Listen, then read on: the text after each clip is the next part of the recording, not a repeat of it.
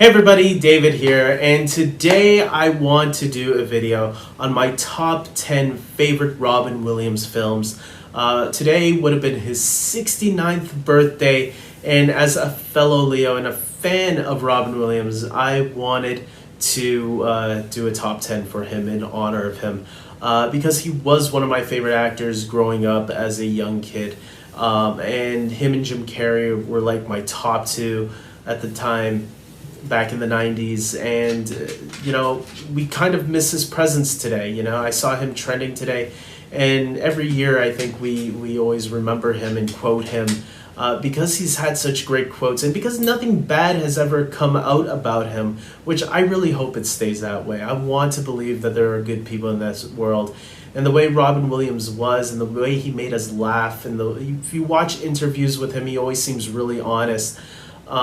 That's what makes us appreciate him and love him and look back at his career in fondness. And thinking of talking about going back and looking back at his career, this is my top 10. So guys, feel free to leave down your lists. Everybody's list is different, and maybe there are some movies that I've never seen yet that you guys can recommend. So here's my top 10.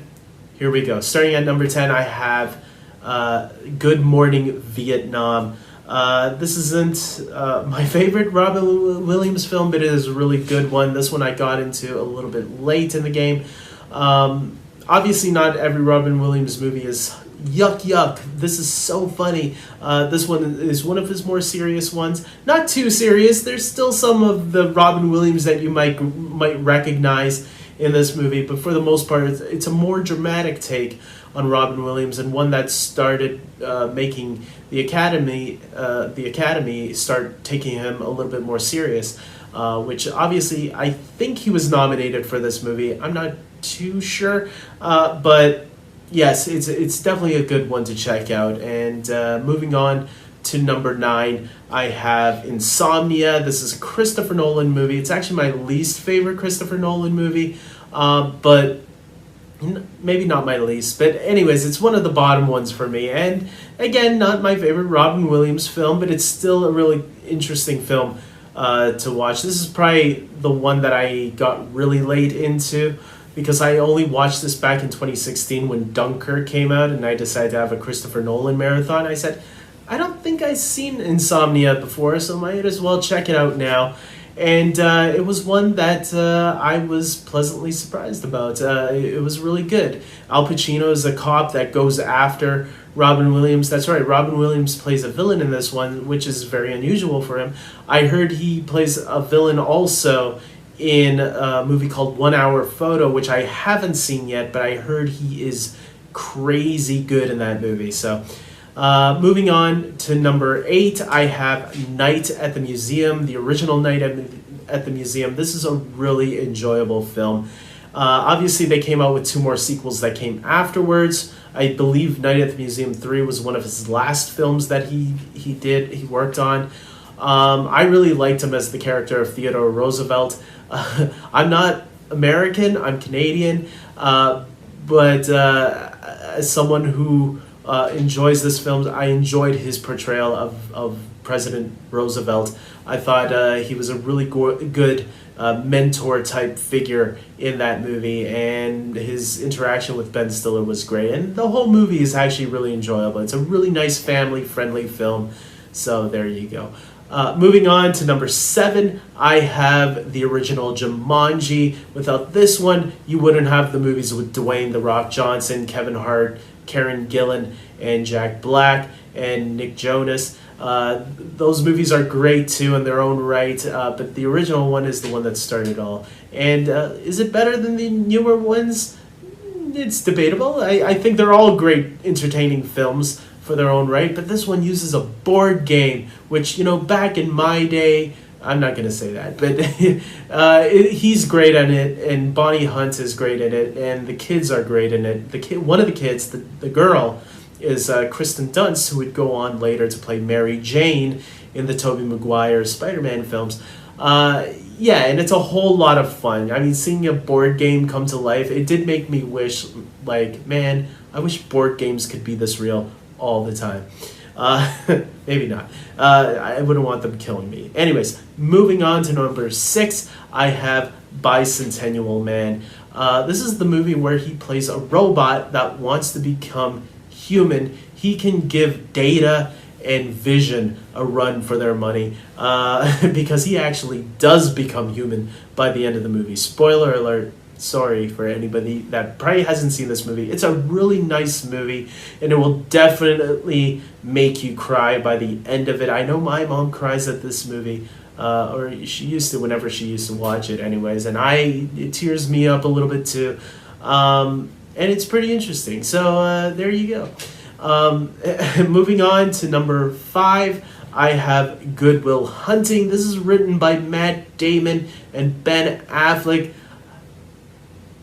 I think this is the movie where he won the Academy Award for the first time. His one and only award, I don't remember. But yes, he won the Academy Award for Best Supporting Actor. He is terrific in this movie. Obviously, the movie focuses more on Matt Damon's character, but Robin Williams, the moments he has with Matt Damon are fantastic. Again, he plays a mentor-type role to Matt Damon, but he is great in it. His scenes are fantastic. The talks that he has to have with that character. The story in general is really good. So there's a reason why this movie was nominated for an Academy Award, for several Academy Awards. I think Ben Affleck and Matt Damon also won for Best Screenplay. So I don't remember if the movie won Best Picture. It might have. So there you go. Moving on to number 4, I have the movie Hook. Now some people are probably wondering, Hook at number 4 above Goodwill Hunting? Come on, David. And I'm sorry, this is my list. I love the movie Hook. This is one that I still go back to. I tear up every time at the end when Robin Williams says, to live would be an awfully grand adventure. I think I love the story of Peter Pan, and this is the movie that makes me appreciate the story of Peter Pan even more so. What if Peter Pan grew up? The idea to me seems fascinating, especially since we've always known the character as the boy who never wanted to grow up, finally grows up because he realizes, you know what, maybe I want this, what Wendy is having as she grows up. Maybe I want this too. And then he starts to forget everything and tragedy happens. It's a great balance of fun and a little bit of drama here and there. I really like that. I know Spielberg is disappointed with this movie, or at least that's what I've read. That makes me sad to know that because I love this movie. And that's why it's on my list. I think Robin Williams is a fantastic Peter Pan. I think Dustin Hoffman is a great Captain Hook, as well as the rest of the cast like Julia Roberts. It's my favorite Julia Roberts movie. To be fair, I haven't seen enough of her films, but and Bob Hoskins, everybody's great in this movie. So moving on to number 3, I have Dead Poets Society. This is another one that I got late into it. It was just like Good Morning Vietnam. I watched it after he had passed away. This is one of the movies that I bought with Good Morning Vietnam that I realized I have never seen and lots of people talk about. And I gotta say, man, this is a really great one. Obviously, it focuses on this group of boys that are in school. And Robin Williams plays a mentor to them, and there's some really deep themes in this film that I thought really resonate to today's audiences, I think. So if you haven't checked this one out, I don't want to spoil it. Go and check it out. It's a great film. Moving on to number 2. Here we go. Miss Doubtfire. I love Miss Doubtfire since I was a kid.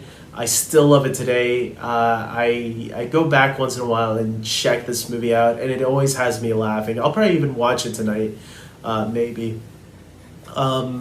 Yeah, Robin Williams at his best easily. The idea of Robin Williams dressing up as an old woman, I mean, come on. And he pulls it off so well. I guarantee you. Remember Borat? Sacha Cohen, the guy who plays Borat. I guarantee you, Robin Williams could have not told anybody he was playing an old woman. He could have went out there playing pranks, and fooled people, and people probably would have bought it because, man, the impression he does, the voice and everything he does, the makeup effects or the makeup on him looked terrific. He was fantastic, man, in this movie. And it always has me laughing. The rest of the cast is terrific too. The kids and Sally Field and Pierce Brosnan, all terrific actors. So finally, my number one favorite Robin Williams movie, Aladdin. Aladdin, one of my top 3 animated films of all time. I'm going to be honest, it's my top 2 favorite animated film of all time. Lion King and Aladdin usually battle it out, but I think I've come to terms with The Lion King being my favorite animated movie of all time. Aladdin is easily a close second, though, because Robin Williams is fantastic. He steals the show. The rest of the characters are great, too. Don't get me wrong. I love Aladdin. I love Princess Jasmine, Abu, the Carpet. Even Iago and Jafar are great villains. The movie, to me, is so much fun, and it's Robin Williams that really takes that movie to the next level. And you hear about the behind-the-scenes things where the animators were having trouble keeping up with the material he was giving them, and there was so much material, too, that it was like, man, who knows what was left on the cutting room floor. It probably could have turned into an R-rated Aladdin film, knowing Robin Williams and how far he could go sometimes. So, yes, Aladdin is my favorite Robin Williams movie, easily. I'm going to guess a lot of people have Aladdin in their top 10, maybe even in their top 5. With that being said, I hope you guys comment below and tell me your lists, because like I said from the top, I like seeing what other people pick too, so whenever I do these list things. And with that being said, I'm ending this video here. I hope you guys like this video. Please subscribe to my channel. And until next time, take care.